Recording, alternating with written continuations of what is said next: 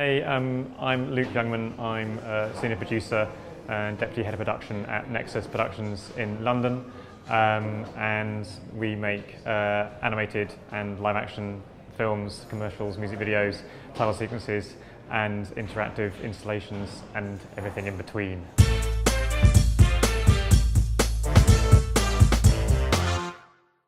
It was kind of slightly by accident and then slightly by design.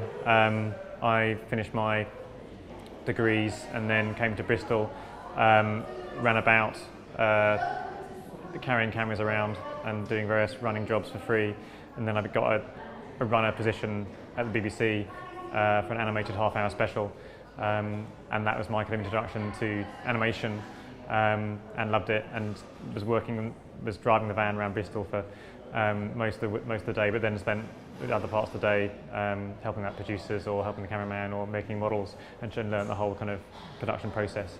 So it's kind of then just fell into it, but loved it, and then haven't looked back since.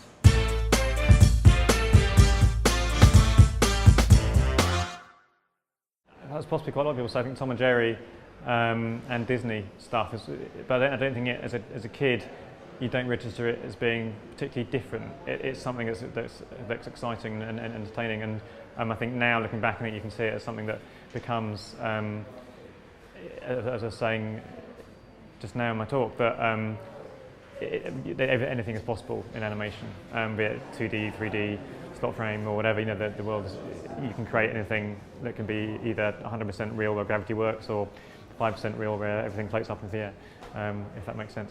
So I think, yeah, but I remember Tom and Jerry as a kid, but as I say, I didn't necessarily register it as it being a special medium that you could actually get paid to make.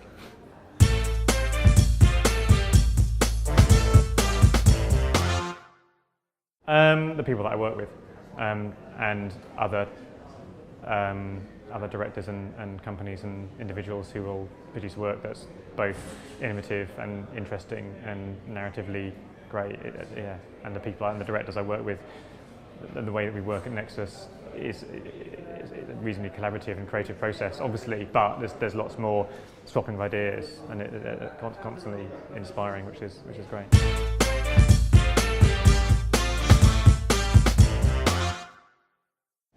Good question. I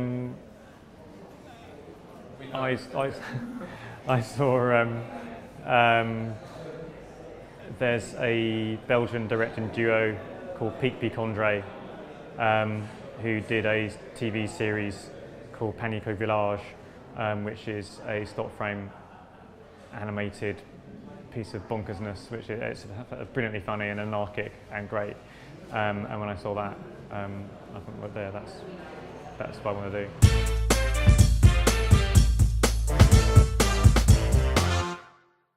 I saw on Wednesday some 1930s Russian stock frame animation that was amazing, both narratively and technically, because obviously in those days you're working with a very old, a camera that you can't see you can't get the results back, so you're animating blind. There's no way, obviously now you have playback when you're animating, so you can see the frames you've shot and the frame you're working on, whereas they were working with, they had in some cases 7 or 8 characters dancing around a table, and there's no way they can work out if they got it right or not, apart from when they get the film back.